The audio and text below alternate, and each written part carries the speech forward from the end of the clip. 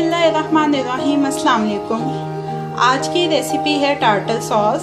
Tartar sauce बनाने के लिए जो इंग्रेडिएंट्स चाहिए उसमें सबसे पहले 1/4 कप मायोनीज का लिया है, half tea spoon dry parsley है, आप इसकी जगह पे फ्रेश पार्सले भी यूज़ कर सकते हैं। 1 टीस्पून बेबी अनियन है, 1 टीस्पून बेबी कुकम्बर है, 1 टीस्पून जैलोपिनो है।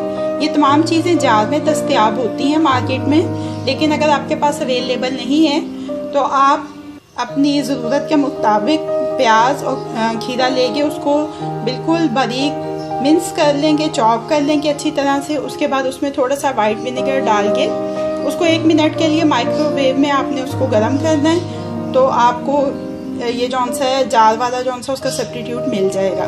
इसके अलावा 1 टीस्पून रेड शिमला मिर्च है, 1 टीस्पून लेमन जूस का लिया है, 1 स्मॉल पिंच सॉल्ट है और 1 पिंच ब्लैक पेपर है। अब स्टार्ट करते हैं बनाना।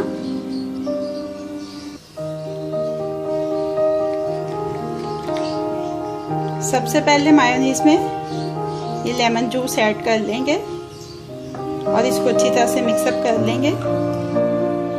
अब इसमें ये सॉल्ट और ब्लैक पेपर ऐड कर देंगे, मिक्स करेंगे इसको।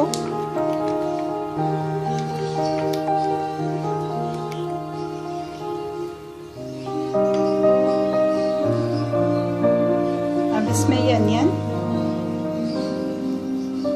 ये जार में पूरे पूरे होते हैं लेकिन आपने इनको ऐसे चॉप कर देना है। इसके साथ ही इसमें ये कुकम्बर भी ऐड कर देंगे, जैलोपिनोस ऐड करेंगे। जैलोपिनोस भी अगर नहीं है तो आपने सब्ज़ मिर्चें ऐसे ही काट के उनको सिरके में डिप करना है, माइक्रोवेव में गरम कर लेना है। ये देखिए ये रेड बेल पेपर,